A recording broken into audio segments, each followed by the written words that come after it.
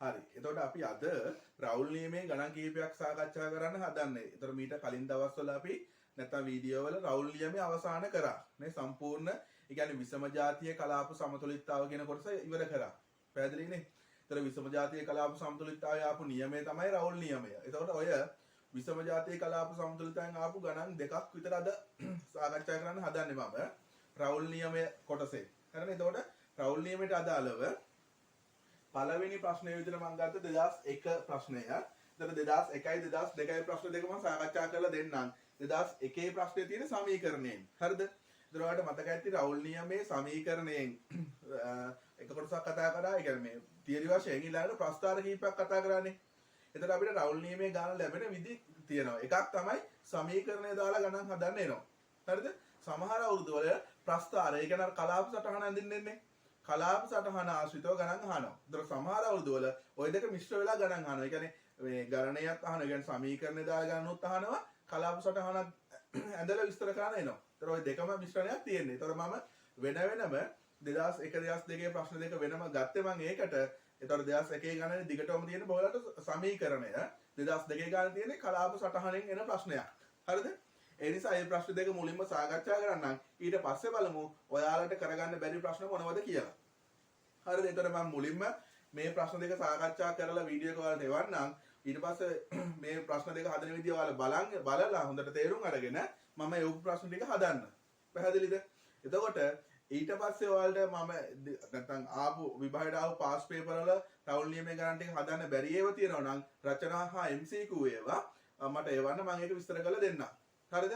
එහෙනම් ඔන්න අපි යනවා ඉස්සෙල්ලාම කීයද? 2001 6B ප්‍රශ්නයට. මම පොඩක් පද්ධතිය දාගත්ත පහසුව සඳහා. ඒතර එයා කියනවා මෙන්න මෙහෙම. AB වාෂ්පශීලී ද්‍රව යුගලයකි. හරිද? AB වාෂ්පශීලී ද්‍රව යුගලයකි. ඊට පස්සේ කියනවා සියලුම සංයුතිවලදී එකිනෙක සමග පරිපූර්ණ ද්‍රාවණ හදනවලු. ඒතර ඔය A කියන එක්කෙනයි B කියන එක්කෙනයි මිශ්‍ර කරාට පස්සේ හැදෙනවලු පරිපූර්ණ ද්‍රාවණයක්. හරි? ඒතර මේ තියෙන පරිපූර්ණ ද්‍රාවණයක්. AB පරිපූර්ණ ද්‍රාවණයක්. ඊට පස්සේ කියනවා සම්මත වායුගෝලීය එකක් බාහිර පීඩන යටතේ 68 සෙල්සියස් දී උෂ්ණත්වයකදී මෙම ද්‍රවය නටයිලු. එතකොට බාහිර වායුගෝලීය පීඩනය 1 atm ලු. ඒ කියන්නේ කීයද? 1 atm කියන්නේ කීයද? එකවරක් 10.5 පැස්කල්. හරිනේ? 1 atm කියන්නේ එකවරක් 10.5 පැස්කල්. එනිසා දැන් බාහිර වායුගෝලීය පීඩනය 1 atm කියලා ගත්තොත් ඒක සමානයි කීයටද? එකවරක් 10.5 පැස්කල් වලට. එහෙම තමයි වර්ග මීටරයට නිව්ටන්. ඒතර ඔය උෂ්ණත්වයේදී මේ ද්‍රවය නටනවලු. හරිද? ඔය ද්‍රවය නටනවලු. නැටීමට පටන් ගනී. මෙම නටන ද්‍රවයේ ද්‍රව කලාපයේ එහි මවුල භාගයේ 0.76ලු. ඊළඟට වායු කලාපයේ වාෂ්ප කලාපයේ බි මවුල භාගයේ 0.18ලු. ඔච්චරයි දත්ත විදිහට දීලා තියෙන්නේ. පැහැදිලිද? ඒතර ඔයාලා හොඳට තේරුම් ගන්න. එතන මේ x 0.76 නිසා මෙතෙන්ට 0.18 නෙවෙයි. හරිද? ඒකට හේතුව එයා කියන්නේ ද්‍රව කලාපයේ එහි මවුල භාගයයි වායු කලාපයේ බි මවුල භාගයයි තියෙන්නේ. ඒ නිසා ඔක හොඳට තේරුම් ගන්න ඕන ප්‍රශ්නය. පැහැදිලිද නැත්නම් දීපු දත්ත ටික. එතකොට ඔය xb ට 0.18ක් දැම්මොත් xb ට. එතන මම සාමාන්‍යයෙන් අර හැමතිස්සෙම ගන්නේ වායු කලාපයේ y ඇසුරින් මවුල භාගය, ද්‍රව කලාපයේ x ඇසුරින් ගත්තේ. පැහැදිලිනේ? එතකොට ඔයාලා xb 0.1ටක් දැම්මොත් වැරදි. හරිද? එතකොට නමුත් මෙයාලගේ අගේ හොයාගන්න පුළුවන්. කොහොමද? අපි දන්නවා ඕනම පද්ධතියක මවුල භාග වල එකතුව සමානයි කීයටද? ඕනම මිශ්‍රණයක එක් එක්කෙනාගේ මවුල භාග වල එකතුව සමානයි 1යි. හරිනේ? එතන වායු කලාපයටත් ඒක පොදුයි, ද්‍රව කලාපයටත් ඒක පොදුයි. එතන මේ ඔක්කොගෙම 1යි. එතකොට xa 0.76ක් කියනකොට xb ඉබේටම එනවා කීයක්ද? 0.24ක්. නම් මෙයාගේ එනවා 0.24ක්. පැහැදිලිද? ඔන්න දාගත්තා. ඊළඟට yb 0.18ක් නම් ya එනවා. ඒ කියන්නේ වාෂ්ප කලාපයේ එහි මවුල භාගය එනවා කීයක්ද? 0.82ක්. මවුල භාගය නිසා ඒකටයක් එන්නේ නැහැ. පැහැදිලිද? ඔන්න ඔය දෙක මුලින්ම අල්ලගන්න ඕන. එතකොට ඔයාලට මතකද ඊට පස්සේ අපෙන් අහන්නේ ඊට පස්සේ තව දත්තයක් තියෙනවා. සියලුම උෂ්ණත්වවලදී A සංතෘප්ත වාෂ්ප පීඩනය B සංතෘප්ත වාෂ්ප පීඩනයට වඩා විශාල වේ කියලා. ඒ කියන්නේ මොකද්ද? P0 A විශාලයිලු. මම මේ දත්තයත් මෙතන දාන්නම්. හැමතිස්සෙම P0 A විශාලයිලු කාට වඩාද? P0 B ට වඩා. ඔන්න මේ දත්තෙත් මම දාගත්තා. හරිනේ?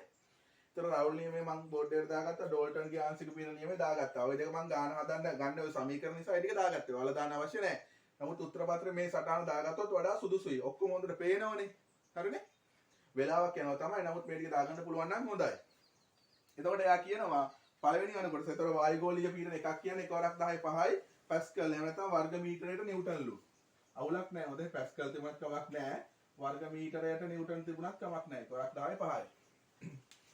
මුලින්ම අහනවා A හා B දෙයන්ගේ මිශ්‍රණය පරිපූර්ණ හැසිරීම අන්තර් ක්‍රියා අනුසාරයෙන් පහදන්නලු. එතකොට ඔය කියන AB ද්‍රාවණය පරිපූර්ණ ද්‍රාවණයක් කියලා පළවෙනි අණු කොටස හොඳේ.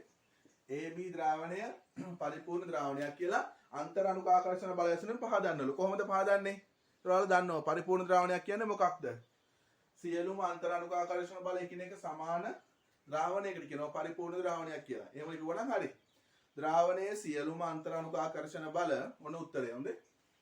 ද්‍රාවණයේ සියලුම අන්තර් අනුකාකර්ෂණ බල එකිනෙක නැත්නම් බල ප්‍රබලතාව එකිනෙක සමාන ද්‍රාවණ පරිපූර්ණ ද්‍රාවණයක් වේ. හරිද? එහෙම නැත්නම් මෙහෙම ලියන්නත් පුළුවන්.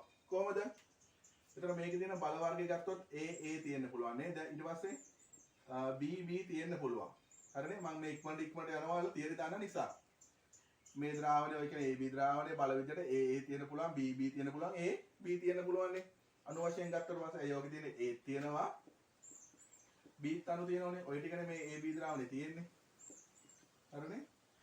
ඔය AB කියන ද්‍රාවණේ ඔය අණු නේ තියෙන්නේ. ඒතකොට යාළගේ අණු අතර ඇති වෙන්න පුළුවන්. ඔය අන්තර් අනුකාකර්ෂණ බල ටික තමයි. එහෙනම් මම සංකේතනුත් ඔක පෙන්නුවනේ. තියරියේ මොකද්ද? FAA බලය සමානයි FBB බලය සමානයි FAB බලය. වෙනම් එය පරිපූර්ණ ද්‍රාවණයක් වේ. පැහැදිලිද? අර වාක්‍ය නැතුව මෙහෙම ලියුවත් කමක් නැහැ. FAA සමානයි FBB සමානයි FAB. වෙනම් AB ද්‍රාවණය පරිපූර්ණ ද්‍රාවණයක් වේ. පැහැදිලිද? එහෙම දුන්නත් එයාලා පිළිතුර බාලා ගන්නවා. ඒතර ඔයාලා යටින් ලියන්න F යනු අන්තර් අනුකාකර්ෂණ බලයේ සංකේත කරයි. පැහැදිලිද? යටින් එහෙම ලියන්න F මගින් අන්තර් අනුකාකර්ෂණ බලයේ සංකේත කරයි. පැහැදිලිද? ඔන්න පළවෙනි කොටස ඉවරයි. ඊට පස්සේ අපි යනවා දෙවෙනි කොටසට. වාක්‍යයෙන් හෝ අර බල ආකාශ මේ බල ඇසුරෙන් දෙකම ලියන්න පුළුවන්. කිසිම ගැටලුවක් නැහැ. දැන් අපි ඉන්නේ කොහෙද? 6A B වල දෙවෙනි අණු කොටස. ඒතර එයා අහනවා 68 සෙල්සියස් නටන ඉහත සඳහන් ද්‍රාවණයේ A හා B හි වාෂ්ප පීඩන පිළිවෙලින් පැස්කල් ඒකක වලින් ගණනය කරන්නලු. ඒ කියන්නේ මෙන්න මේ ද්‍රාවණය PA හා PB හොයන්නලු. ඒ කියන්නේ A හා B වල වායු කලාපයේ තියෙන A හා B වල ආංශික පීඩනය හොයන්නලු. එතකොට ඔයාලට ඔළුවට එනවා මෙන්න මේ රවුල් නියමය. කොහොමද? රවුල් නියමය දැම්මොත් PA සමානයි XA වාරයක් P not A. ඒතර XA නම් දන්නව කීයද? 0.76යි. XB දන්නව 0.24යි. හැබැයි ඔයාලා P not A හෝ P not B දන්නවද? නෑ. එමය හැමතිස්සම හිතන්නේ. එතකොට රවුල් නියමෙන් ආංශික පීඩන හොයනවා නම් එතකොට PA ඕන නම් PA සමානයි XA වාරයක් P not A නේ. එහෙනම් XA දැනගත්තට P not A දන්නවද? ඒ කියන්නේ A වල සංතෘප්ත වාෂ්ප පීඩනය දන්නවද? නෑ. ඒක හොයාගන්න වෙන ක්‍රමයක් ඇත්තෙත් නෑනේ. මේකනේ සමීකරණය. පැහැදිලිද? ඒතර P not A හොයාගන්න නම් PA දැනගන්න ඕන. නැතුව දත්තේ දෙන්නත් එපායි. දත්තේ දීලත් නෑ. එහෙනම් මේ ඔය කියන දෙවෙනි අණු කොටසේ එක් එක්කෙනාගේ ආංශික පීඩනය රවුල් නියම ඇසුරෙන් හොයන්න පුළුවන්ද? රවුල් නියම ඇසුරෙන් හොයන්න බෑ. හරිද? කොහොමද හොයාගත්තේ? අයි ගානේ P not A හෝ P not B දන්නේ නැහැ. ඒ කියන්නේ A හා B වල සංතෘප්ත වාෂ්ප පීඩනය දන්නේ නැහැ. ඒ නිසා රවුල් නියමය යොදන්න බෑ. පැහැදිලිද? ඒතර රවුල් නියමයේ අර විකල්ප ආකාරයක් මෙතන දාන්න හිතන්න පුළුවන් හොඳේ. රවුල් නියමයේ විකල්ප ආකාරයක් දාගන්න පුළුවන්. මේ දෙකෙම මේක ඔප්පු කරන්න පුළුවන් නිසා මම මේක විතරයි ලිව්වේ. එහෙනම් ආංශික පීඩනය හොයන්න පුළුවන් ක්‍රමය මොකක්ද? ඩෝල්ටන්ගේ ආංශික පීඩන නියමය භාවිත කරන්න පුළුවන් නේද? ඒ කොහොමද? PA සමානයි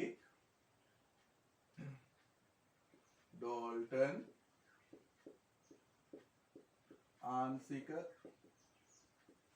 පීඩන නියමය ඇසුරෙන් කියලා දාගත්තා. හරිද? එතකොට ඒකේ PA කියන එක්කෙනා සමානයි කොහමද? YA වාරයක් P total නේ PT. P total කියලා කියන්නේ කවුද? PA ධන PB. ඒ කියන්නේ ඩෝල්ටන්ගේ ආංශික පීඩන නියමය ගන්න පුළුවන්. නියමයෙන් යම් වායුවක ආංශික පීඩනය ගන්න පුළුවන්.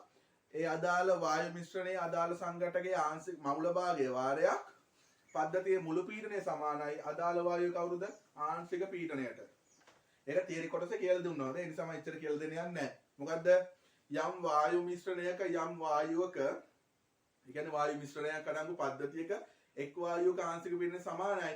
එයාගේ මවුල භාගය වරක් පද්ධතියේ මුළු පීඩනය. එයාගේ කියන්නේ මොන කලාපේද? වායු කලාපේ. හරිද? ඒතර YA දන්නවා.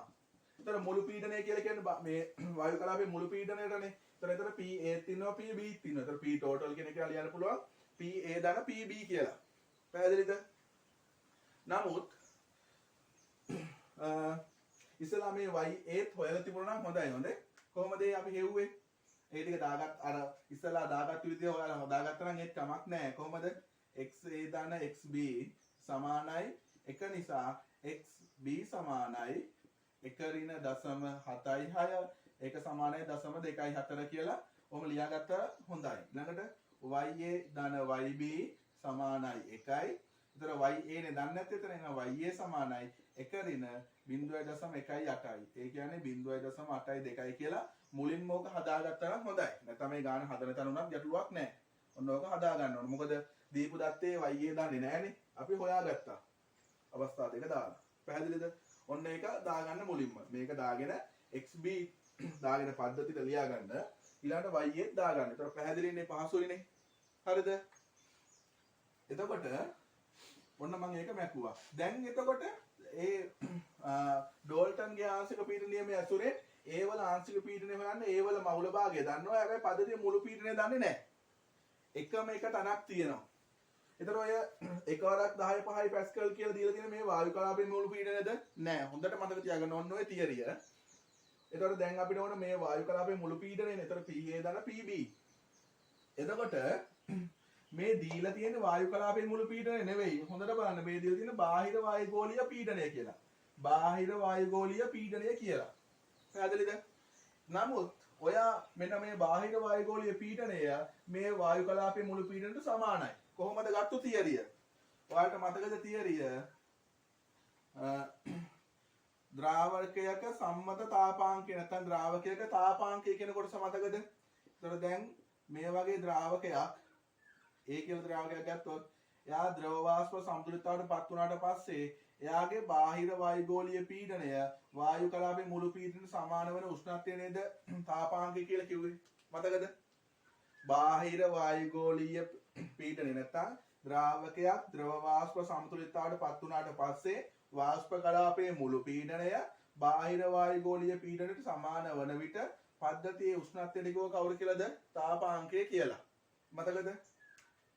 P2 සමානයි P1 වන විට උෂ්ණත්වයට කියනවා තාපාංකය කියලා. පැහැදිලිද කතාව? ඕක ඔක්කොම තියරිය වගේ තාපාංකයේ නිර්වචනය. ද්‍රාවකයක් හෝ ද්‍රාවණයක් දෙකටම පොදුයි කියලා මම කිව්වනේ. ද්‍රාවකයක් ගත්තත් එකයි ද්‍රාවණයක් ගත්තත් එකයි. ද්‍රව වාෂ්ප සමතුලිතතාවට පත් වුණාට පස්සේ වාෂ්ප කලාපයේ මුළු පීඩනය බාහිර වායුගෝලීය පීඩනයට සමාන වෙන විට පද්ධතියේ උෂ්ණත්වයට කියනවා තාපාංකය කියලා. එතන මෙහෙම වෙනවා නම් මේ ද්‍රාවකයේ තාපාංකය T1යි. P2 P1කට සමාන වෙනවා නම් ඒ අවස්ථාවේ තාපාංකය නැත්නම් උෂ්ණත්වය T1 නිසා ඒක තමයි යාගේ තාපාංකය වෙන්නේ. ඊට අමතරව කිව්වා ඔය තාපාංකයෙන් තමයි අදාළ ද්‍රවය නටනවා කියලා කිව්වේ. පැහැදිලිද? තාපාංකයෙන් තමයි අදාළ ද්‍රවය නටනවා කියලා කිව්වේ. ඒතොර එහෙනම් දැන් මේ ගානේදී මෙයා කියනෝනේ 68යි සෙල්සියස් වලදී මේ ද්‍රවය නටනවා කියලා. 68යි සෙල්සියස් වලදී මේ ද්‍රවය නටනවා කියලා කියනෝනේ. ඒතොර එහෙනම් මේ කියන පද්ධතියේ 68යි සෙල්සියස් වලදී දැන් තියෙන 68 උෂ්ණත්වයනේ. ඒ අවස්ථාවේදී මේ වායුගෝලීය පීඩනයයි මේ බාහිර වායුගෝලීය පීඩනයයි මේ වාෂ්ප කලාපයේ මුළු පීඩනය එකිනෙක මොකක් වෙන්න ඕනද? සමාන වෙන්න ඕන. මොකද්ද තියරිය? ද්‍රවය නටනවායි කියලා පද්ධතියේ කියනවා. ඒතර ද්‍රවය නටන්නේ මොකක්ද? තාපාංකයේදී. හරිනේ? තාපාංකය කියන්නේ මොකද්ද? වාෂ්ප කලාපයේ මුළු පීඩනයයි බාහිර වායුගෝලීය පීඩනයයි එකිනෙක සමාන වන උෂ්ණත්වයේදී. පැහැදිලිද? එහෙනම් දැන් මේක නටනවා කියලා කියන්නේ තාපාංකයට ළඟා වෙලානේ. පැහැදිලිනේ? ද්‍රවය නටන කියන උෂ්ණත්වයට කියන්නේ යාගේ තාපාංකය කියලා. එහෙම නැත්නම් තාපාංකයේ උෂ්ණත්වයේදී අපි කියනවා ඒකට ද්‍රවය නටනවා කියලා. පැහැදිලිනේ? එතන මෙයා ද්‍රවය නටනවා කියලා කියන්නේ එහෙනම් මෙයාගේ වායු කලාපයේ මුළු පීඩනයයි බාහිර වායු ගෝලීය පීඩනය එකිනෙක සමානයි. අන්න දත්තය. එතනින් අපිට මේ වායු කලාපයේ මුළු පීඩනය දන්නවද නැද්ද? අන්න එතකොට අපිට A වල ආංශික පීඩනයයි B වල ආංශික පීඩනය හොයාගන්න පුළුවන්. පැහැදිලිද? ඒකේ තන උපකල්පනීය විදිහට අහන නිසා ඒක අපි ලියන්න ඉඳ තියාගෙන ලියමු මේ. එහෙනම් PA සමානයි YA කියලා කියන්නේ කොච්චරද? 0.82යි. එතන මුළු පීඩනය PA තන PB සමානයි කීයටද? එකවරක් 10 5ට. එහෙනම් එකවරක් 10 5යි. පැස්කල් වලින් යහන්නේ පැස්කල්. වර්ග මීටරයට නිව්ටන් කියන්නේ පැස්කල්ම තමයි. හරිනේ? එහෙනම් අපිට ගන්න පුළුවන් PA සමානයි කීයද? 8.2 වරක් 10 4යි පැස්කල් කියලා. හරිනේ? ඊළඟට අපි A කොටසෙම අහනෝනේ PB. එහෙනම් PB ලිව්වොත් PB සමානයි YB වාරයක් P total. ඒක ලියන්න පුළුවන් කොහමද? YB වාරයක් P total කියන්නේ වායු කලාපයේ මුළු පීඩනය. ඒ කියන්නේ කවුද? PA ධන PB. A වල පීඩනය හා B වල පීඩනයගේ එකතුව. දැන් අපි දන්නවා වායු කලාපයේ මුළු පීඩනය කාට සමානයිද? බාහිර වායු ගෝලීය පීඩනයට සමානයි. එහෙනම් PB සමානයි කීයද? 0.18 වරයක් 10 එකවරක් 10 5යි පැස්කල්. ඒ කියන්නේ ගන්න පුළුවන් 1.8 වරක් 10 5යි පැස් 10 4යි පැස්කල් කියලා. තේරුණානේ? ඇයි මෙයාට දශම ස්ථානයක් කියනකොට මෙයාගෙන් 10 බලයක් අඩු වෙනවනේ. ඒතර 1.8 වරක් 10 4යි පැස්කල්. පැහැදිලිද? ඔන්න උත්තරේ. ඊට පස්සේ අපෙන් අහන මේක උපකල්පනය. මොකද්ද උපකල්පනය? ද්‍රවය නටන උෂ්ණත්වයේ පවතන නිසා නැත්නම් 68 සෙල්සියස් වලදී AB ද්‍රාවණය නටන නිසා වාෂ්ප කලාපයේ මුළු පීඩනයයි බාහිර වායු ගෝලීය පීඩනයයි එකිනෙක සමාන බව. පැහැදිලිද? අන්න තියරිය. එතන මේ දෙවෙනි කොටසේදී ආංශික පීඩන හොයන්න බෑ රවුල් නියමයේ ඇසුරෙන්. එහෙනම් හෙව්වේ කවුරු ඇසුරෙන්ද? ඩෝල්ටන්ගේ ආංශික පීඩන නියමයේ ඇසුරෙන්. හොඳට පැහැදිලි වුණාද? එහෙනම් දෙවෙනි කොටස මේ ප්‍රශ්නේ උත්තරය මෙහෙම දාගෙන උපකල්පනයක් අහන්න ඕනේ. ඒ කොටසේම අහන උපකල්පනය. මේ දෙක හදලා ඉවරලා කියන්න 68 සෙල්සියස් හිදී AB ද්‍රාවණය නටන බැවින් මේ ටික හදලා ඉවර වෙලා හොඳේ. 68 සෙල්සියස් හිදී AB ද්‍රාවණය නටන බැවින් එහි වාෂ්ප කලාපයේ මුළු පීඩනය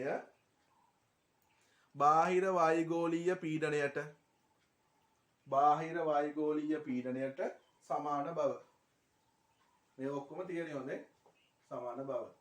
මොකද තාපාංකය කියලා කියන්නේ ද්‍රවය නටනවා. ද්‍රවය නටනවා කියලා කියන්නේ වායු කලාපයේ බාහිර වායුගෝලීය පීඩනය සමාන වන පීඩන සමාන වෙන අවස්ථාවේ පද්ධතිය උෂ්ණත්වයට සමාන බව. හරි. එතන මේ ටික ලියා ගන්න ඉඩ වෙලා මදි වුණා නම් වීඩියෝ එක නතර කරගෙන මේ ටික දා ගන්න. හොඳයි. ඊට පස්සේ අපි යනවා තුන්වෙනි අණු කොටසට. PA හා P නෝට් A අතර ගණිතමය සම්බන්ධයක් ගන්නලු. ඒ කියන්නේ රවුල් නියමයනේ. මකනවා මේ ටික. තුන්වෙනි කොටසේ අහනවා PA හා P නෝට් A අතර සම්බන්ධයක් ගන්නලු. කොහොමද සම්බන්ධය නම්? තුන්වෙනි කොටසේ උත්තරේ කොහොමද? PA සමානයි XA වාරයක් P නෝට් A. එහෙම නැත්නම් මෙහෙම ලියන්නත් පුළුවන්. PA සමානයි XA දන්නවනේ අපි දැන් 0.76 වාරයක් P නෝට් A කියලා. ඔය දෙකෙන් ඕන එකක් පිළිගන්න. PA හා P නෝට් A අතර සම්බන්ධයක් යහන්නේ ඒක රවුල් නියමයනේ. මෙහෙම ලියන්නත් පුළුවන්, මෙහෙම ලියන්නත් පුළුවන්. පැහැදිලිද? ඔන්න ඊළඟට යනවා හතරවෙනි කොටසට. හතරවෙනි කොටස කියනවා 68 සෙල්සියස් වලට වඩා වැඩි සම්මත තාපාංකයක් ඇත්තේ කුමන සංසුද්ධ ද්‍රවයටද කියලා අහනවා. හේතු දක්වමින් පැහැදිලි කරන්නලු. ඉතින් අපි දන්නවා දැන් හොඳට මේ කතාව ඔක්කොම කියලා දුන්නා සංතෘප්ත වාෂ්ප පීඩනය හා ද්‍රාවකයක තාපාංකය යන කොටසදී මේ දෙක හොඳටම කියලා දුන්නා. ඒතර අපි හතරවෙනි කොටසේ අහන්නේ මෙන්න මේ AB ද්‍රාවණයේ තාපාංකය 68යි කියලා කියනවනේ. දැන් කියන අවස්ථාවේ තාපාංකය 68යි සෙල්සියස්ලු. අපෙන් අහනවා මෙන්න මේ තාපාංකය 68ට වඩා වැඩි වෙන්නේ A ද්‍රාවකයේද B ද්‍රාවකයේද කියලා. සංසුද්ධ A ද්‍රාවකයේද B ද්‍රාවකයේද කියලා අහනවා. හරි. එතකොට මීට කලින් අපි දවස්වල අපි කතා කරා පරිපූර්ණ තියරි කොටසේ පරිපූර්ණ ද්‍රාවණයක තාපාංකය අර කලාප සටහන අඳින අවස්ථාවේ කියලා දුන්නේ. කලාප සටහන අඳින දවස්වල කියලා දුන්නේ තියරි කොටසේ පරිපූර්ණ ද්‍රාවණයක තාපාංකය වැඩි ද්‍රාවකයාගේට වඩා අඩුයි තාපාංකය අඩු ද්‍රාවකයාගේට වඩා වැඩි කියලා. පැහැදිලිද? එතකොට වාෂ්ප විද්‍යාවත් එහෙමයිනේ. පරිපූර්ණ ද්‍රාවණයක මුළු වාෂ්ප පීඩනය සංතෘප්ත වාෂ්ප පීඩනය වැඩි එක්කෙනා වැඩි ද්‍රාවකයාගේට වඩා අඩුයි අඩු ද්‍රාවකයාගේට වඩා වැඩි කියලා කියලා දුන්න මතකද? මේ තියෙන්නේ මතක නැත්නම් ටක් ගාලා හරව ගන්න. පරිපූර්ණ ද්‍රාවණයක සංයුතියට එදිරිව මේ වාෂ්ප පීඩන අතර ප්‍රස්ථාරයයි පරිපූර්ණ ද්‍රාවණයක සංයුතියට එදිරිව උෂ්ණත්වය අතර ප්‍රස්ථාරයයි කියන ප්‍රස්ථාර දෙක මේ අරව ගන්න. එතන මේ තියරිය තියෙනවා. පැහැදිලිද? ඒතර ඕනෑම පරිපූර්ණ ද්‍රාවණයක තාපාංකය වැඩි ද්‍රාවකයාගේට වඩා අඩුයි අඩු ද්‍රාවකයට වඩා වැඩි. ඒ අතර මැද පිහිටන්නේ කියලා අපි කතා කරා. ඒතකොට දැන් අපෙන් අහනවා එහෙනම් මේ ද්‍රාවණයේ තාපාංකය වැඩි කාගේද කියලා. කාගේද වැඩි? අන්න තියරිය. මෙන්න දත්තයක් දීලා තියෙනවා P0 A විශාලයි P0 B කියලා. P0 A විශාලයි P0 B කියලා. එහෙනම් මම කියලා දීලා තියෙනවා වාෂ්ප පීඩනයේ අනිත් පැත්ත තමයි කවුරුද? තාපාංක විචලනය. එහෙනම් තාපාංකය අඩුයි TA ගේ වැඩි කාගේද? TB ගේ. එහෙනම් වැඩිම තාපාංකයේ තියෙන කාගේද? TB නෙවෙයි සංකේතනේ. B වල සංසුද්ධ B වල තාපාංකය තමයි වැඩි. TB කියන්නේ එතකොට B වල තාපාංකය. TA කියන්නේ A වල තාපාංකයනේ. එහෙනම් එයා කියනවා මේ ද්‍රාවණයේ තාපාංකය කාගේ තාපාංකයට වඩා වැඩිද කියලා අහනවා. සංසුද්ධ Aද සංසුද්ධ Bද කියලා අහනවා. ඒතර අපි දන්නවා සංතෘප්ත වාෂ්ප පීඩනයේ විචලනයේ අනිත් පැත්ත තමයි තාපාංකයේ විචලනය වෙන්නේ. එහෙනම් වැඩි කාගේද? TB ගේ. එතනම් කොහොමද කියන්නේ? එයා කියනවා හේතු දක්වමින් ප්‍රකාශ කරන්න කියලා. එතකොට හැමතිස්සෙම තාපාංකය වෙනස් වුනේ බල ප්‍රබලතාව අනුවනේ. බල ප්‍රබලතාව වැඩි එක්කෙනාගේ තාපාංකය වැඩි උනේ. මතකද ඒ කතාව? බල ප්‍රබලතාව වැඩි එක්කෙනාගේ තාපාංකය වැඩි උනේ. කොහොමද එහෙනම් ලියන්නේ? මෙන්න එහෙනම් ලියන විදිය. P0 A වලට වඩා P0 B කියන්නේ A වල සංතෘප්ත වාෂ්ප පීඩනයට වඩා B වල සංතෘප්ත වාෂ්ප පීඩනය අඩුයි කියන්නේ A වලට සාපේක්ෂව B වල බල ප්‍රබලතාව වැඩි. පැහැදිලිනේ? ඒ බල ප්‍රබලතාව නෝට් එක. එතන මෙන්න මේ අණු දෙකේ බල ප්‍රබලතාව, ඒ කියන්නේ මේ පද්ධතියේ අණු වල බල ප්‍රබලතාව අඩු වෙනකොට නේද වාෂ්ප වීමේ හැකියාව වැඩි. මේ අණු වල බල ප්‍රබලතාව අඩු වෙනකොට, ඒ කියන්නේ අන්තරාණුක ආකර්ෂණ බල ප්‍රබලතාව අඩු වෙනකොට නේ වාෂ්ප පීඩනය වැඩි. පැහැදිලිද? එහෙනම් B ට වඩා A වල වාෂ්ප පීඩනය වැඩි වෙන්න නම් B වල මේ බල ප්‍රබලතාවට වඩා A වල බල ප්‍රබලතාව අඩු වෙන්න ඕනනේ. එතකොට මේ වාෂ්ප වීමේ හැකියාව වැඩි. මේ ඔක්කොම තියරි කොටසේ තියෙන නිසා මම මේ ඉක්මනට යන්නේ හොඳ. ඒ නිසා අපිට ගන්න පුළුවන් මේ தත්ත්වය නිසා A වල බල ප්‍රබලතාවට වඩා B වල මෙහෙම ඇති වෙන බල ප්‍රබලතාව වැඩි. ඒතර අපි තාපාංකය දන්නවා බල ප්‍රබලතාව වැඩි කියන්නේ තාපාංකය වැඩි. ඒ තාපාංකය විචලනය වෙන ප්‍රධාන සාධකයේ බල ප්‍රබලතාවනේ. පැහැදිලිද? ඒතර ඒක පැහැදිලි කරන්න ඕනේ. එහෙනම් මෙන්න මෙහෙම ලියන්න. කොහමද? P0 A පද්ධතිය අඳින්න ඕනේ නැහැ. හොඳේ. P0 A විශාලයි P0 B නිසා ඒ කියන්නේ මොකද්ද? B වල සංතෘප්ත වාෂ්ප පීඩනයට වඩා A වල සංතෘප්ත වාෂ්ප පීඩනය වැඩි නිසා A වලට සාපේක්ෂව B වල අන්තර් අනුකාකර්ෂණ බල ප්‍රබලතාව වැඩිය. හරිනේ? එම නිසා A ට සාපේක්ෂව B වල තාපාංකය වැඩිය. නම් මෙහෙම ලියා ගන්න. හතරවෙනි ප්‍රශ්නෙට අදාළ උත්තරය. හතරවෙනි අනු කොටසට අදාළ උත්තරය. P0 A විශාලයි P0 B නිසා A වල අන්තර් අනුකාකර්ෂණ බල ප්‍රබලතාවයට වඩා A වල අන්තර් අනුකාකර්ෂණ බල ප්‍රබලතාවට වඩා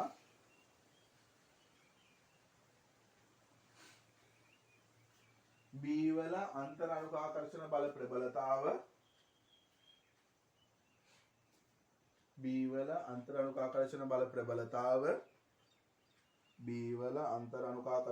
ප්‍රබලතාව සාපේක්ෂව වැඩිය.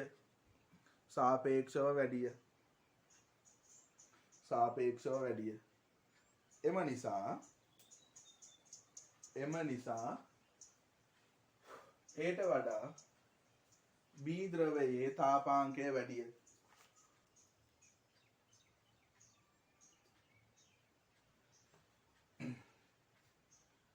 ඒට වඩා B ද්‍රවයේ තාපාංකය වැඩි. ඒතර අපෙන් අහන්නේ AB ද්‍රාවණයට වඩානේ. එහෙනම් ඉතින් වැඩිම ද්‍රාවකය වෙන්නේ B ගේ තාපාංකයනේ.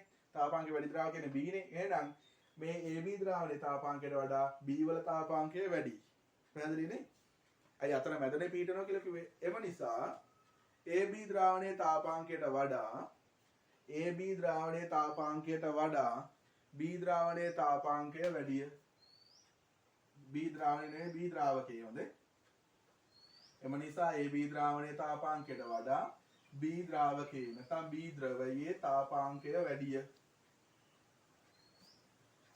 හරි. එහෙනම් අපි ඊට පස්සේ යනවා පස්වෙනි ප්‍රශ්නයට. ඊට පස්සේ අහනවා සම්මත වායුගෝලය ඒකක බාහිර පීඩන යටතේ A හා B පද්ධති සඳහා උෂ්ණත්වයට එරෙහිව සංයුතිය රූප සටහන කටු සටහන් කරන්න කියලා කියනවා. එතකොට ඔය කාලේ තිබුණේ කලාප සටහන. හරිද? අර උෂ්ණත්වයට එරෙහිව සංයුතිය අතර ප්‍රස්ථාර කියලා වෙනම එකක් ඉගෙනුවනේ. ඒව එන්නේ 2011 ඉඳලා. හරිද? උෂ්ණත්වයට එරෙහිව සංයුතිය අතර ප්‍රස්ථාර කියලා කොටසක් ඉගෙනුවනේ.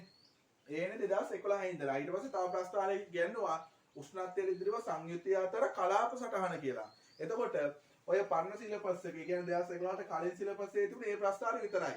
ඒතර උෂ්ණත්වයට එරෙහිව සංයුතිය අතර ප්‍රස්ථාර අඳින්න කිව්වොත් ඔයාලා එතන අඳින්න ඕන කලාප සටහන. පැහැදිලිද? එහෙනම් අපි අඳිමු. මේ AB ද්‍රාවණයට අදාළ පස්වෙනි යන කොටස කලාප සටහන අඳින්නලු නේ. එහෙනම් මේ පැත්ත කවුද? තාපාංකය. මේ පැත්ත සංයුතිය නේ. දැන් මෙතන ගන්න පුළුවන් XA කියලා. XA 1යි එමුණොත් බිඳුවයි. XB ගත්තොත් මෙතන බිඳුවයි මෙතන 1යි. එහෙනම් හැමතිස්සෙම අදාළ සංඝටකයේ එකක් වෙන තැන මවුල භාග එකක් වෙන තැන එයාගේ සන්තුෂ්ත වාෂ්පීඩනය තියෙන්නේ. එහෙනම් මෙතන දානවා කවුද? B වල තාපාංකය. ඇයි අපි හොයාගත්තා A වල තාපාංකයට වඩා B වල තාපාංකය වැඩි කියලානේ. එහෙනම් දානවා B වල තාපාංකය. එතන ඔයාලා මෙතන මෙන්න මෙහෙම TB කියලා ලකුණු කරොත් මෙතන ලක්ෂය TB කියලා ලකුණු කරොත් ඔයාලා අනිවාර්යයෙන්ම යටින් ලියන්න ඕන TB අනු B වල තාපාංකය වේ කියලා. TB අනු B වල තාපාංකය වේ කියලා අනිවාර්යෙන් ලියන්න ඕන. මොකද TB මගේ සංකේත ගන්න නැති නිසා. හොඳ. ඊළඟට A වල තාපාංකය අඩු නිසා ටිකක් පහලින් දානවා A වල තාපාංකය. හරිනේ? ඊළඟට කලාප සටහන නෙවන. එහෙනම් මේ දෙක කොහොම ලකුණු කරනවා? ඔන්න ප්‍රස්ථාරය. පැහැදිලි නේ? එතන මේක වායු කලාපය, වාෂ්ප කලාපය. මෙයා ද්‍රව කලාපය. මේක ද්‍රව ධන වාෂ්පය. ඔන්නෝම සම්පූර්ණ ලකුණු කරාට පස්සේ තමයි මේ ප්‍රස්ථාරයට අදාළ සියලු ලකුණු ලැබෙන්නේ. තේරෙනවනේ? ඒකට අදාළ කලාප සටහන අඳින්න තියෙන්නේ. ඊළඟට 6 වෙනි ප්‍රශ්නේ අහනවා 68යි සෙල්සියස් ඉහත රූප සටහනෙහි පහත සඳහන් දෑ පැහැදිලිව ලකුණු කරන්න. 6 වෙනි කොටසේ හොඳේ. එතන මේ තියෙන 5 වෙනි කොටසනේ. 6 වෙනි කොටස කියනවා ඉහත රූප සටහනෙහි පහත සඳහන් දෑ පැහැදිලිව ලකුණු කරන්න කියලා. 68යි සෙල්සියස් උෂ්ණත්වය. ඔන්න ඔය ලකුණු කරන්න ඕන නිසා මම මෙන්න මේ ලියපු ටික මකනවා. හොඳේ. ඔයාලා මකන්න එපා. මේ ටික තියෙන්න ඕන. හොඳේ. එතන මේ ටික කොහොම සම්පූර්ණ කරාට පස්සේ තමයි ඔය කලාප සටහනට අදාළ සම්පූර්ණ ලකුණු ටික ලැබෙන්නේ. හරිද? දැන් අර මම ලකුණු කරන්න ඕන නිසා මේ ලියපු ටික පොඩ්ඩක් මකනවා. හොඳේ. ද්‍රව කලාපය, ද්‍රව ධන වාෂ්පය නැත්නම් ද්‍රව වාෂ්ප සමතුලිතතාව, ඊළඟ වාෂ්ප කලාපය කියන කොටස මකනවා. දැන් අපිට කියනවා මෙයාගේ 68යි සෙල්සියස් ලකුණු කරන්නලු. කියන්නේ මේ ද්‍රාවණයේ තාපාංකය 68යිනේ. 68යි සෙල්සියස් ලකුණු කරන්නලු. කොහොමද ඒක ලකුණු කරන්නේ? ඒක විශේෂයි. මෙන්න මෙහෙමයි ලකුණු කරන්නේ. එතකොට අපි ඒකේ ද්‍රව කලාපය හෝ වායු කලාපය යම් සංඝටකයක සංයුතිය හොයා ගන්න ඕන. හරිද? ද්‍රව කලාපය හෝ වාෂ්ප කලාපයේ සංයුතිය හොයා ගන්න ඕන. දැන් සංයුතිය අපි දන්නවනේ දැන්ටම. අපි හිතමු ද්‍රව කලාපය කියලා. එතකොට XA කියන්නේ 0.76යි XB කියන්නේ 0.24යි. මේවා හරියටම ලකුණු කරන්න බෑ අපිට. ඒ නිසා මේක නිකන් 0.75 කියලා වගේ ගත්තොත් XA කියන එක ආසන්න වශයෙන් 0.75 කියලා වගේ ගත්තොත් 0.76නේ. එතකොට මේකෙන් 3න් එකක් වගේ 4න් 3ක් වගේ ඉන්න ඕන. හරිනේ? එතකොට කලාප සටහනේ උෂ්ණත්වය ලකුණු කරන්න කිව්වොත් අපි ද්‍රව කලාපයේ හෝ වායු කලාපයේ යම් සංඝටකයක සංයුතිය හොයා ගන්න ඕනේ. එතකොට XB වෙන්නත් පුළුවන් XA වෙන්නත් පුළුවන්. අවුලක් නැහැනේ. එතකොට මේ 0.76 අපිට ලකුණු කරන්න බැරි නිසා මම ආසන්නව 0.75 කියලා හිතලා සලකලා සුළු කරන්න පුළුවන් නේ. එතකොට මෙන්න මේ තැන ගත්තොත් හරියටම 0.5යිනේ. හොඳට බලන්න. එතකොට මේ හරිය ගත්තොත් 0.5යි. එතකොට තව 0.75 කරනවා මේ හරියනේ. ඒක තාජුට්ටක් වැඩිපුර ගත්තා නම් හරිනේ. මෙන්න මේ හරිය නේද? A වල සංයුතිය 0.7යි 6ක් වෙන්නේ. ඒතර බලන්න ඉබේටම B වල 0.25ක් වෙනව නේද? මං හිතුවේ මොන කලාපයේද? ද්‍රව කලාපය. එහෙනම් මෙන්න මේ ස්ථානයේ සිට, ඒ කියන්නේ සංයුතියේ සිට දික් කරන ද්‍රව කලාපය දක්වා ප්‍රස්ථාරය. ඔන්න දික් කරා. පැහැදිලිද? එතකොට මොකද කරේ? වායු කලාපය හිතුවොත් වායු කලාපය. හොඳේ. ඒතර වායු කලාපේ නම් මේ y වල A හෝ B වල ගත්තොත් 0.82ක්. එතකොට තව ටිකක් මෙහාට එන්න ඕනනේ. ඇයි මේ බිංදුවේ ඉඳලා එකටනේ එන්නේ මේ. ඒතර මේ හරිය වගේ වෙන්න ඕනනේ. එතකොට B වල ගත්තොත් එහෙම මවුල භාගය 0.18ක්. ඒ කියන්නේ 0.2කට ආසන්න වශයෙන් වෙන්න ඕනනේ. පැහැදිලිද? ඒතර වායු කලාපය හිතුවොත් ඔයාලා ඒක සංයුත්තේ ගේනවනේ වායු කලාපයේ ලක්ෂ්‍ය දක්වාම. දැන් මම හිතුවේ ද්‍රව කලාපය නිසා ද්‍රව කලාපයේ සංයුත්තය හොයාගෙන ඒක ද්‍රව කලාපයට ගෙනාවා. දැන් උෂ්ණත්වයනේ ලකුණු කරන්න කියන්නේ. එහෙනම් මෙන්න මේ ප්‍රස්ථාරය උෂ්ණත්වය අක්ෂය ලැබෙනකන් ඔහොම දික් කරනවා මෙහෙම. අඩි රුලක් දාලා හරින් කෙලින් මේ කඩේරකින් ලකුණු කරන්නේ. හැමතිස්සෙම මේ ලකුණු කිරීම කඩේරකින්. දැන් උෂ්ණත්වය හවුනානේ. අන්න එතන දානවා කීයක් කියලාද? 60 සෙල්සියස්. පැහැදිලිද? ඒක මේ පැත්තට ගෙන්නත් පුළුවන්. ඒක මේ පැත්තට ගෙන්නත් පුළුවන්. හොඳේ. එතන මේක මෙහෙම කපාගෙන මෙතෙන්ට ආවට පස්සේ ඒක 60 8 සෙල්සියස්. දෙපැත්තෙන් ඕන පැත්තට ගන්න පුළුවන්. පැහැදිලි නේ? අදාළ පද්ධතියේ යම් සංඝටකයක සංයුතිය හොයාගත්ත ද්‍රව කලාපය හෝ වායු කලාපය ද්‍රව කලාපය වුණොත් ඒ සංයුතිය ද්‍රව කලාපය දක්වා ලකුණු කරලා එතනින් උෂ්ණත්වයට ගෙනියනවා. වායු කලාපය වුණොත් වායු කලාපයට ලකුණු කරලා එතනින් මේ උෂ්ණත්වය අක්ෂයට ගෙනියනවා. ගෙනියලා එතන අහු වෙන තැනට කියනවා යාගේ තාපාංකය කියලා. පැහැදිලි නේ? ඊළඟට කියනවා අපිට 60 දෙකේ දෙවෙනි කොටස 6 දෙවෙනි අණු කොටස කියනවා 68 සෙල්සියස් දී සමතුලිතව පවතින ද්‍රව හා වාෂ්ප කලාපවල සංයුතිය ලකුණු කරන්නලු. එහෙනම් හරිනේ. මේ දැනටමත් අපි ද්‍රව කලාපේ ලකුණු කළානේ. ලකුණු කරලා. ඊළඟට ඒක වායු කලාපේ දක්වා ලකුණු කරන්න කියනවා නම් මේ ප්‍රස්ථාරයේ ගේන වායු කලාපය කැපෙනකම් කොහොම. මේ රේඛාව ගේන වායු කලාපය කැපෙනකම්. පැහැදිලිද? වායු කලාපය කැපුණට පස්සේ අන්න ඒක ගේන සංයුතිය දක්වා. මේ තියෙන යාගේ සංයුතිය අක්ෂය. පැහැදිලිද? අර ද්‍රව කලාපයේ සංයුතිය දැන් ලකුණු කළානේ තියෙන්නේ. ආපහු කරන්න දෙයක් නැහැ. එතකොට වායු කලාපයේ සංයුතිය ඕනනම් දැන් මේ පද්ධතියේ උෂ්ණත්වය 68, ද්‍රවයේ උෂ්ණත්වය 68යි, වායු කලාපයේ උෂ්ණත්වය 68යි. පැහැදිලිද? ඒ නිසා මෙන්න මේ 68 සෙල්සියස් මේ ස්ථානයේ නැත්නම් ලක්ෂ්‍ය ගේන වායු කලාපය දක්වා. ගෙනල්ලා වායු කලාපය කැපුණට පස්සේ ඒක ගේන සංයුතිය දක්වා. ඒ කියන්නේ සංයුතිය. පැහැදිලිද? එතකොට මේක ගන්න පුළුවන් 0.76 කියලා, මේක ගන්න පුළුවන් 0.82 කියලා. ඔන්න ප්‍රස්ථාරය. පැහැදිලිද? සම්පූර්ණයෙන් හොඳට ඔලුවට දාගන්න එක. හොඳයි. එතකොට එහෙනම් 6 වෙනි ප්‍රශ්නයත් ඉවරයි. ඊට පස්සේ දින අපිට 7 වෙනි අණු කොටස. හරිනේ. එතකොට ඔන්න කලාප සරණ ඔතන පොඩ්ඩක් මම පොඩියට මේක ඇඳලා දිනවා ටිකක් ප්‍රස්ථාරය ලොකුවට අන්තිමට ඔක අහු වෙනවා හොඳට. හොඳේ. එතකොට මේ 68 සෙල්සියස් වායු කලාපයට ගෙනිහිල්ලා ඒක ප්‍රස්ථාරය කියනවා මෙතන ලක්ෂයට. පැහැදිලිනේ සංයුතිය ලක්ෂයට. එතනින් හරි. හරි. ඊට පස්සේ මේක දාගන්න හොඳේ. වීඩියෝ එක නතර කරලා ඔයා දාගන්න. එතකොට අපි අනුමානයෙන් හදන්නේ. හරියටම 0.76 ඕනේ නැහැ. හොඳේ. ඒක A වලින් හිතුවත් එකයි B වලින් හිතුවත් හරි. ඒතර මෙයා 0.76 ඒ කියන්නේ B වලින් ගත්තොත් 0.24 නේ. පැහැදිලිනේ? ඊළඟට කියනවා මේක මතනවද? ඊට පස්සේ කියනවා මෙයා මෙම ද්‍රවය මේකම තියාගමුකෝ අපි ඕන. මේ ද්‍රවය දිගින් දිගටම නටවනවලු. මේ ද්‍රවය දිගින් දිගටම නටවනවලු. ඒතර අහනවා ද්‍රවයේ එහි මවුල භාගය. මේ ද්‍රවය නටනකොට ද්‍රවයේ එහි මවුල භාගයයි ද්‍රවයේ තාපාංකයයි පිළිබඳ වෙනස මොකක්ද කියලා අහනවා. ද්‍රවයේ මේ A වල සංයුතිය නම් ද්‍රව කලාපයේ A වල සංයුතිය නම් අඩු වෙනව නේද? ඇයි ඒ? වාෂ්පශීලීත්වය වැඩි කවුද? දත්තයට අදාළව වාෂ්පශීලීත්වය වැඩි කවුද? PA වැඩි P B ට වඩා නැත්නම් P not A වැඩි P not B ට වඩා. හරිනේ? එතකොට මෙයා දිගින් දිගටම නටවනකොට වැඩිපුර වාෂ්ප වෙන්නේ B ට වඩා කවුද? A නේ. ඒ නිසා අපිට අහනවා මේ ද්‍රවය දිගින් දිගටම නටවනකොට ඒ ද්‍රව කලාපයේ එහි සංයුතිය වායු කලාපයේ වල සංයුතිය වැඩි වෙනවා, ද්‍රව කලාපයේ වල සංයුතිය අඩු වෙනවා. එහෙනම් මොකක්ද ඒකට උත්තරය?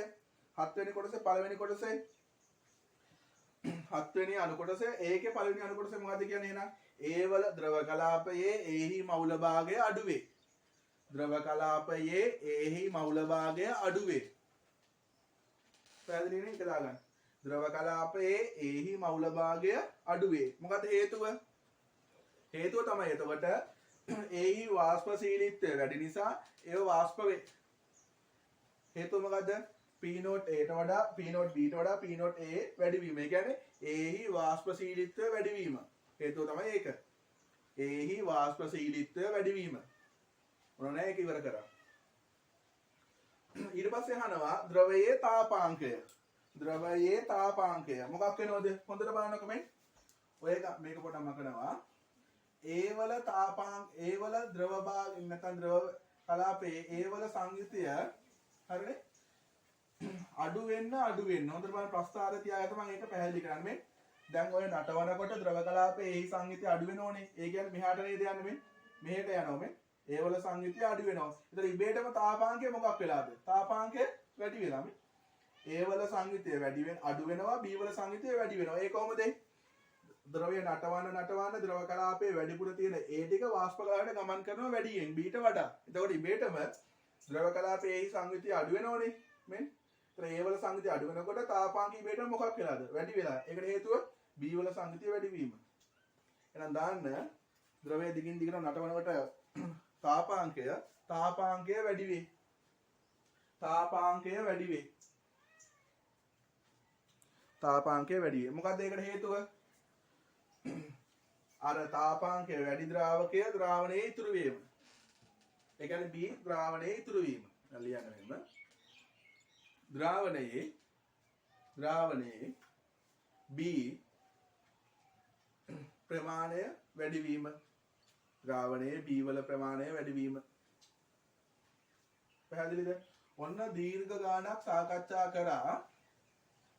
එතකොට මේ 2001 ගාන තියෙන්නේ සමීකරණ වලින් ගාන පැහැදිලි කරන්න නේ. ඒ කියන්නේ ගාන හදාන්න තියෙන සමීකරණ වලින්. ඊළඟට මම 2002 ගානට යනවා. 2002 ගාන තියෙන ප්‍රස්තාරිකව. හරිනේ? ඒතර ඒ ගණන් දෙක කියලා දුන්නාට පස්සේ ඉතුරු ඒ ඔප්පු ගණන් ටික ඔයාලා හදලා මට එවන්න. හරි. එහෙනම් අපි බලමු ඊළඟ ගැටලුව කොහොමද හදන්නේ කියලා. හරි. එතකොට අපි ඊළඟට යනවා 2002 6A ප්‍රශ්නයට. 2002 6A ප්‍රශ්නය. ඒතර මේ වීඩියෝ එක බලන්න කලින් ඔයා 2002 6A ප්‍රශ්නය බලන්න. බලලා මොකද්ද මේ තියෙන්නේ කියලා ඉස්සෙල්ලා ගාන කියවලා හොඳට තීරණය කරන්න. කොහොමද ගාන හදන්නේ කියලා. මම ගාන කියාගෙන යන්නම් ඉක්මනට වෙලා යන නිසා. ඊට පස්සේ එයා කියනවා මෙන්න මෙහෙම L හා M යන ද්‍රව දෙක පරිපූර්ණ මිශ්‍ර වන අතර ඒවා එකිනෙක සමග පරිපූර්ණ ද්‍රාවණ සාදයිලු. ඒතර L හා M පරිපූර්ණ ද්‍රාවණ හදනලු ඒක ද්‍රව වාෂ්ප සම්තුලනට පත් වුණොත් ඒතර දෙපැත්තටම L හා M තියෙනවා. ඊළඟට කියනවා L හි සම්මත තාපාංකය M හි සම්මත තාපාංකයට වඩා විශාල වේ. හරිනේ? එහෙනම් ඔය පද්ධතිය TL කියන එක නා විශාලයි TM ට වඩා. හරිනේ? ඊළඟට කියනවා පළවෙනි අණු කොටසේ සම්මත වායුගෝලීය පීඩන යටතේ L හා M පද්ධතිය සඳහා වන උෂ්ණත්ව සංයුති කලාප රූප සටහන අඳින්න ඔබේ රූපයේ සටහන සම්පූර්ණයෙන් නම් කරන්න. ඔන්න මම ඒක ගත්තා. හරිනේ? ඒතර ඕකනේ කලාප සටහන මේක තාපාංක කියලා ගත්තා මෙයා සංයුතිය කියලා ගත්තා. එතකොට සංයුතිය XL වලින් මේ පැත්ත බිඳුව ගන්නකොට මෙයා එකක් වෙනවනේ. ඊළඟට XM එකක් මෙයා බිඳුව නිසා මෙතන එකයි මෙතන බිඳුවයි. එතකොට සංයුතිය එකක් වුණ තැනනේ අදාළ ද්‍රාවකයේ තාපාංකය වෙන්නේ. එහෙනම් මේ L එකක් වෙන්නේ මේ රේඛාව නිසා එතන දිනවා L හි තාපාංකය. පැහැදිලිනේ? M එකක් වෙන නිසා මේ රේඛාවේ තාපාංකය M හි තාපාංකය වෙන්න ඕන. පැහැදිලිනේ? ඒතර දත්තේ කියනනේ TL වැඩි කියලා. ඒ නිසා L හි තාපාංකය වැඩියෙන් ලකුණු වෙන්න ඕනේ. M හි තාපාංකය ඊට වඩා අඩුවෙන් ලකුණු වෙන්න ඕනේ. පැහැදිලිනේ? එතකොට වක්‍රයකින් එයා කරන්නේ. ඊළඟට මෙයාගේ සම්පූර්ණ ටික ලකුණු කරන්න කියලා කියනවනේ. එහෙනම් මෙයා කවුරුද? වාෂ්ප කලාපයනේ. වාෂ්ප කලාපය. මෙයා ද්‍රව කලාපය. මෙයා ද්‍රව වාෂ්ප සමතුලිතතාවය. එහෙම නැත්නම් ද්‍රව ධන වාෂ්ප කියලා කිව්වත් පිළිගන්නවා. පැහැදිලිද? ඔන්න පළවෙනි කොටස සම්පූර්ණ උත්තරේ. තේරුණානේ? හරි. ඊළඟට අපි යනවා දෙවෙනි කොටසට. දෙවෙනි කොටස කියනවා මෙන්න මෙහෙම ABCD කියලා අණු කොටස් කීපයක් තියෙන්නේ. පහත සඳහන් දෑ වරහන් තුල දක්වා ඇති සංකේත භාවිතා කරමින් රූප සටහනේ පැහැදිලිව ලකුණු කරන්නලු. ඒ කියන්නේ දෙන සංගීත ටික නැත්නම් සංකේත ටික පැහැදිලිව ප්‍රස්ථාරයේ ලකුණු කරන්නලු. හරිනේ? එතකොට මම ඔය ටික ලියන්න ඕන නිසා ලකුණු කරන්න ඕන නිසා මේ ලියපු කලාප නැත්නම් නම් ටික පොඩ්ඩක් මකනවා. ඔයා එහෙම මකන්න යන්න එපා හොඳේ. හොඳට පැහැදිලි වෙන්න මේක මම මේ ටික පොඩ්ඩක් මකලා ගන්නම් ඒ කොටස. හරි. දැන් අපි බලමු මොකද්ද ඒ කියන්නේ කියලා. එයා කියනවා ද්‍රව කලාපයේ L හි සංයුතිය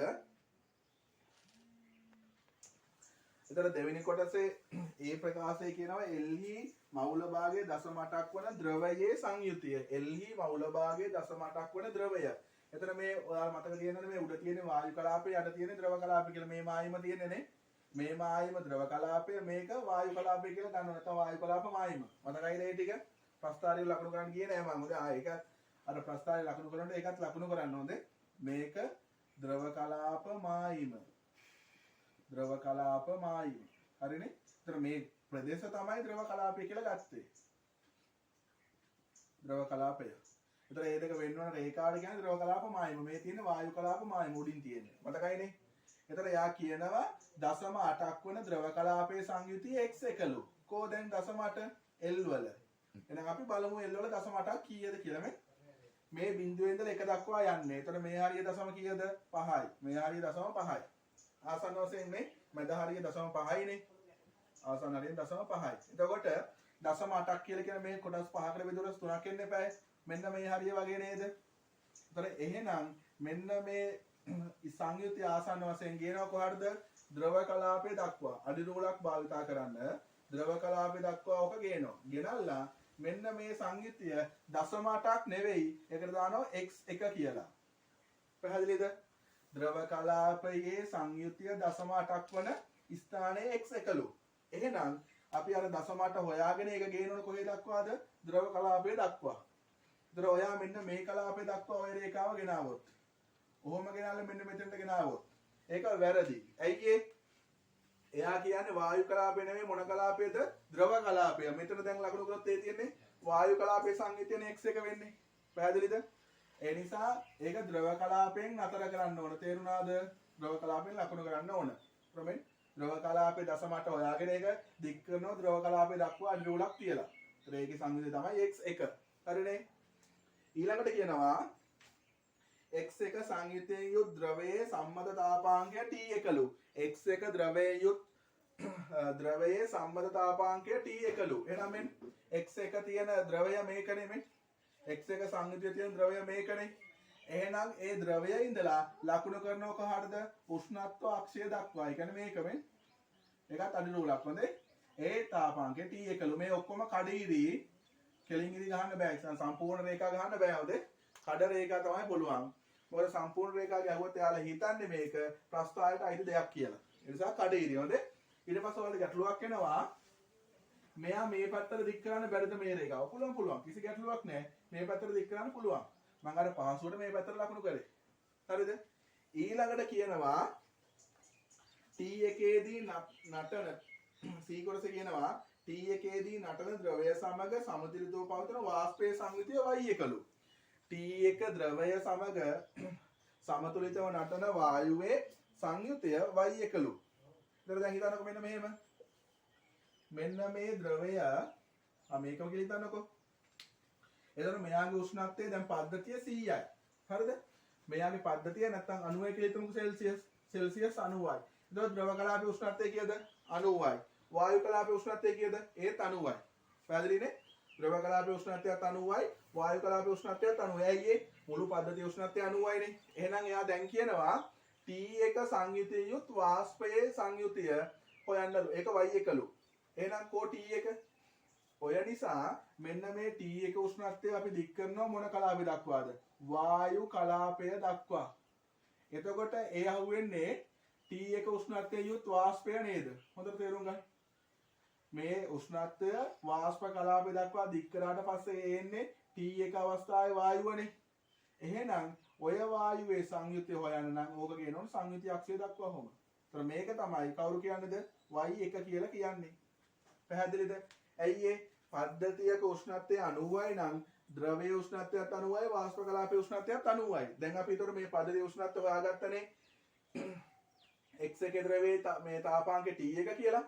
එහෙනම් T1 උෂ්ණත්වය ගේනවා කොහෙ දක්වාද? වායු කලාපය දක්වා. ඇයි වායු උෂ්ණත්වයක් T1මනේ. ඒතර යාගේ සංයුතිය වන නිසා මෙතන නෙවෙයි y1. ඒක ගේනවා සංයුතිය දක්වා. y1. පැහැදිලිද? හරි. ඊළඟට D වල කියනවා y1 සංයුතිය යුත් ද්‍රවය ඝනීභවනය කළාට විට ලැබෙන ද්‍රවයේ සංයුතිය x2ලු. y1 සංයුතිය යුත් වාෂ්පය ඝනීභවනය කරනවලු. ඝනීභවනය කරනවා කියලා කියන්නේ වාෂ්පයක් ද්‍රව කරනවා කියන එක. ඒ කියන්නේ උෂ්ණත්වය අඩු කරලා ද්‍රව තත්වයට පත් කරනවා. එතකොට ඔය ක්‍රියාවලියේදී වෙන්නේ භෞතික අවස්ථාව වෙනස් වෙයෝ විතරයි. ඊටරක කුමාලය එතකොට මේ හිමාලයේ උෂ්ණත්වය ක්‍රමයෙන් අඩු කරනකොට එයා මොන තත්ත්වයකටද? හිමාලය කියන්නේ ජල වාෂ්පනේ. එයාගේ උෂ්ණත්වය අඩු කරනකොට එයා ඉබේටම කවුරු බවටද? ජලය බවට පත් වෙනවා. පැහැදිලිද? ජලය බවට පත් වෙනවා. එතකොට අපි හිතමුකෝ හිමාලයේ මවුල එකක් ඝනීභවණය කරනවා කියලා. එතකොට ජලයක් කොච්චර ලැබෙනවද මවුල? ඒත් එකයිමයි. අයි එකට එක ප්‍රතික්‍රියාවක් නේ. එතකොට එහෙනම් යම් ප්‍රභේදයක් ඝනීභවණය කරනකොට, ඒ කියන්නේ වායුවක් ද්‍රව කරනකොට එයාගේ සංයුතිය වෙනසක් වෙනවද?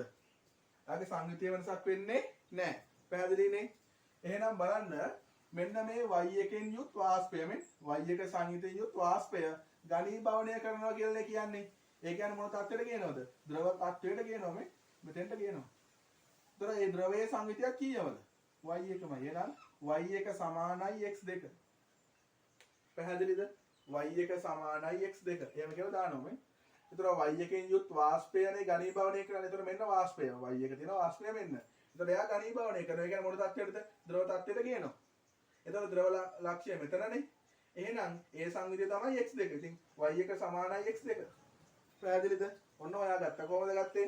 මොකද යම් ප්‍රභේදයක් නැත්නම් යම් වායුවක් ඝනීභවණය කරනකොට එයාගේ මවුල ප්‍රතිශතය වෙනස් වෙන්නේ නැහැ.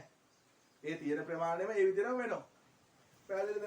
ඒ නිසා තමයි මෙන්න මේ වාෂ්පය ඝනීභවණය කරනකොට, ඒ කියන්නේ උෂ්ණත්වය අඩු කරනකොට ද්‍රව තත්ත්වයටපත් වෙනවා. එහෙනම් ද්‍රව තත්ත්වයටපත් වෙනකොට මේ ලක්ෂණනේ. ඒ අවස්ථාව සංයුතිය y1මයි. ඒ නිසා දානවා y1 සමානයි x2 කියලා. පැහැදිලිද? ඔන්න එන එකත් ලකුණු කරගන්න. ඊළඟට කියනවා x2 සංයුතිය යුත් ද්‍රවයේ සම්බන්ධ තාපාංකය. x2 සංයුතිය යුත් ද්‍රවය මෙන්න එහෙනම් x2 තියෙන ද්‍රවයකෝ මෙන් උඩ නෙවෙයි, උඩ වාෂ්පයනේ, යට තමයි ද්‍රවය. ඇයි ද්‍රව කලාපයේ යට මේ රේඛාවනේ. එහෙනම් මෙන්න x2 කියන ද්‍රවය තාපාංකය T2 ලු. එහෙනම් එයා දික් කරනවා උෂ්ණත්ව අක්ෂය දක්වා මේ T2. පැහැදිලිද? T2. ඊළඟට කියනවා අවසාන එක්කෙනා T2 උෂ්ණත්වයේ යුත් නැත්නම් T2 ෙහිදී නටන ද්‍රවය සමග සමතුලිතව පවතින වාෂ්පයේ සංයුතිය. T2ත් එක්ක නටන ද්‍රවයේ වාෂ්පයේ සංයුතිය. එහෙනම් වායු උෂ්ණත්වය T2මනේ. දැන් මේ T2 ප්‍රස්ථාරය රේඛාව ගේන මොන අක්ෂය දක්වාද? වායු කලාපය දක්වා. එහෙනම් මෙන්න වායුව ආවුණා. ඒතර එයාගේ සංයුතිය හොයන්න නම් එයා ගේනවා සංයුතිය අක්ෂයට මෙන්න. නම් මෙන්න මෙතන තමයි y2 වෙන්නේ. පැහැදිලිද? ඔන්න සම්පූර්ණ විස්තරය. අයිතවර මම මේ ප්‍රස්ථාරයේ මෙතන තාපාංකය කියලා දාලා තියෙන්නේ. එහෙම නැතුව මෙතන උෂ්ණත්වය දාන්නත් පුළුවන්. මොකද y අක්ෂයේ විදිහට උෂ්ණත්වය දාන්නත් පුළුවන්. තාපාංකය එහෙම නැත්නම් උෂ්ණත්වය දෙකම පිළිගන්නවා. සම්පූර්ණ තේරෙනවද විස්තරේ? එතකොට ඔය තමයි අනිත් ගණන රටාව. සමීකරණයෙන් ගාන හදන්නේ නැතුව ප්‍රස්ථාරයෙන් ගාන අහනවා. ඔන්න එතකොට මේ වගේ ගණන් දෙකක් කියලා දුන්න ප්‍රධාන රචනා ගණන් දෙකක්. ඊටු ගණන් ටික ඔයා තනියම බලන්න. පැහැදිලිනේ? ඉවර නෑ, තව තියෙනවා. ඊට පස්සේ කියනවා මෙන්න මෙහෙම තුන්වෙනි අණු කොටසේ L හා M මිශ්‍රණය නටවන විට ලැබෙන වාෂ්පය ඝනීභවණය කර ඝනීභවණයෙන් ලැබෙන ද්‍රවය නැවත නටවන ලදී. මෙම ක්‍රියාවලිය නැවත නැවතත් බොහෝ වාරයක් කළහොත් අවසානයේ ලැබෙන වාෂ්පයේ සංයුතිය කුමක්ද? තුන්වෙනි අණු කොටසේ අහන්නේ. හරිනේ? තුනේ A වල අහන්නේ නේද? තුන්වෙනි අණු කොටසෙත් A B C D කියලා අණු කොටස් හතරක් තියෙනවා. ඒකේ අණු කොටසක් තමයි A කියලා කියන්නේ. එතකොට මේ LM ද්‍රාවණයේ ද්‍රව වාෂ්ප සම්මුතියටපත් කළා වාෂ්පය ඝනීභවණය කළා. එයා ද්‍රව වාෂ්ප සම්මුතියටපත් කරනවලු. ඔය ක්‍රියාවලිය දිගින් දිගටම සිදු කරාට පස්සේ ලැබෙන වාෂ්පය අහන්නේ. මොකද්ද මේ ක්‍රියාවලිය? රවුල් නියමයේ පාඩමේ අවසාන වීඩියෝ කීපය. මොකද්ද? භාගික ආසවණය. එකිනෙක මිශ්‍රව පවතින සංඝටක රත් කිරීම වගින් වෙන් කර ගැනීමට කියනවා භාගික ආසවණය කියලා. පැහැදිලිනේ? නම් මතක් කරලා බලන්න භාගික ආසවන ක්‍රියාවලියේදී අවසානයේදී සංසුද්ධ වාෂ්පයක් ලැබෙන්නේ කාගේද? වාෂ්පශීලීත්වය වැඩි හෙවත් තාපාංකය අඩු කෙනාගේ නේද? ඇයි වාෂ්පීමේ හැකියාව වැඩි වෙන තාපාංකය අඩු වෙනකොට එහෙම නැත්නම් වාෂ්පශීලීත්වය වැඩි වෙනකොටනේ ටක් ගාලා නෝට් එක හරවලා බලන්න තේරෙන්නේ නැත්නම් භාගික ආසවන ක්‍රියාවලිය. ඒකෙදි කරන්නේ අදාළ ද්‍රවය නටවල වාෂ්පය ඝනීභවණය කරලා නැවත යා නටවනෝනේ. ඊට පස්සේ නැවත ලැබෙන වාෂ්පය ඝනීභවණය කරලා ඔය ක්‍රියාවලිය දිගින් දිගටම නටවනවා. එතකොට අපිට අවසානයේ ලැබෙනවා සංතෘප්ත වාෂ්ප පීඩනය වැඩි කෙනාගේ නැත්නම් තාපාංකය අඩු කෙනාගේ සංසුද්ධ වාෂ්පයක්. ඒකට භාවිතා කරනවා භාගික ආසවන කියන ක්‍රියාවලියනේ. එහෙනම් ඔය ඒ ප්‍රකාශයෙන් නැත්නම් ඒ කොටසෙන් අහලා තියෙන භාගික ආසවන ක්‍රියාවලිය මේකට කරොත් එහෙම ලැබෙන වාෂ්පයනේ. එහෙනම් කවුද? M හි වාෂ්පයක්. ඇයි තාපාංකය අඩු වෙන්නේ m ගෙනේ. එහෙනම් ලියනවා ලැබෙන වාෂ්පයේ සංයුතිය m කියලා. සංයුතිය කොමක්ද? එහෙම නැත්නම් දාන්න පුළුවන් මෙහෙම සංසුද්ධ m වායුව ලැබේ. නැත්නම් සංසුද්ධ m වාෂ්පය ලැබේ. පැහැදිලිද? ඊළඟට අහනවා මෙම ශ්‍රී ලංකාවේ ඊට සඳහන් ක්‍රියාපිළිවෙල පදනම් කරගත් ශිල්පීය ක්‍රමයක් භාවිතා කරන එක් කාර්මික ක්‍රියාවලියක් සඳහන් කරන්න. මොකද්ද ප්‍රධානම එකන? බොර තෙල් පිරිපහදුව. ඒතරයි පිටරටින් ගේන බොර තෙල් අපි පිරිපහදු කර සියල්ලම නෙමෙයි පෙට්‍රල් ඩීසල් වලින් ඒ කියන්නේ අපි රට තුල භාවිතා කරන පෙට්‍රල් ඩීසල් වලින් කොටසක් බොර තෙල් ගෑල්ලා බොර තෙල් මගින් තමයි පෙට්‍රල් ඩීසල් බවට වෙන් කරගන්නේ. ඒ සඳහා භාවිතා කරනව කවුරුද? භාගික ආසවන කියන උපකරණය. නැත්නම් භාගික ආසවන කුළුණ කියන උපකරණය. මතකයිනේ කියලා දුන්නා පාඩමේ අවසාන හරිය. එහෙනම් මොකද්ද කර්මාන්තය? බොර තෙල් පිරිපහදුව. ඊට පස්සේ අහනවා එම කාර්මික ක්‍රියාවලියේදී භාවිතා වන ශිල්පීය ක්‍රමයේ නම කුමක්ද? දැන් අපි කතා කරානේ භාගික ආසවන ක්‍රියාවලිය. භාගික ආසවන ක්‍රියාවලිය. ඊළඟ ඩී වල අහනවා මෙම ක්‍රියාවලියේදී භාවිතා කරන උපකරණයේ නම කුමක්ද? මොකද්ද? විභාජක කුළුණ. විභාජක කුළුණ. එහෙම නැත්නම් ආසවන කුළුණ. විභාජක කුළුණ. එහෙම නැත්නම් ආසවන කුළුණ. පැහැදිලිද? ඔන්න එහෙනම් ප්‍රධාන රචනා ප්‍රශ්න දෙකක් සාකච්ඡා කරලා ඉවර කරා. ඒතර ඔයාලට මේකේ තියෙන ගැටලු සමහර වෙලාවට හදාගන්න තේරෙන්නේ නැති නිසා තමයි මම මුලින්ම ගණන් දෙකක් හදන විදිය කියලා දුන්නේ. එතකොට සමීකරණය දාලා හදන ගණන් එකක් කියලා දුන්නා, ප්‍රස්තාවිකව එකක් කියලා දුන්නා. පැහැදිලිනේ? දැන් මේ කොටස හැරනේ මේ ප්‍රශ්න දෙක හැර ඉතුරු තියෙන සියලුම රචනා ප්‍රශ්න හා MCQ ප්‍රශ්න ටික කරන්න. MCQ ආපහුලෙන් කියලා දෙන්න ඕනේ නෑනේ. ඒතර MCQ වලයි රචනා ප්‍රශ්න වලයි කරන්න බැරි ප්‍රශ්න ටික මට ඉක්මනින් එවන්න මම ඒකට අදාළ වීඩියෝ එක හදලා දාන්නම් ටක් ගාලා. පැහැදිලිද? දවසක් වගේ ඇතුළත මට ප්‍රශ්න ටික එවන්න මම මේ ප්‍රශ්න ටික හදන විදිය කියලා දෙන්නම්. MCQ ප්‍රශ්න එහෙම අමාරු නම් ඒ ටිකත් එවන්න. හරිද? රචනා ප්‍රශ්න වල අමාරු කොටස විතරක් මට එවන්න මම ඒක කියලා දෙන්නම්. පැහැදිලිද? එහෙනම් මේ වීඩියෝ එක මෙතනින් ඉවර කරනවා. ඔයාලගේ ප්‍රශ්න සාකච්ඡාවත් එක්ක ඊළඟ වීඩියෝ එකේදී හම්බ වෙමු.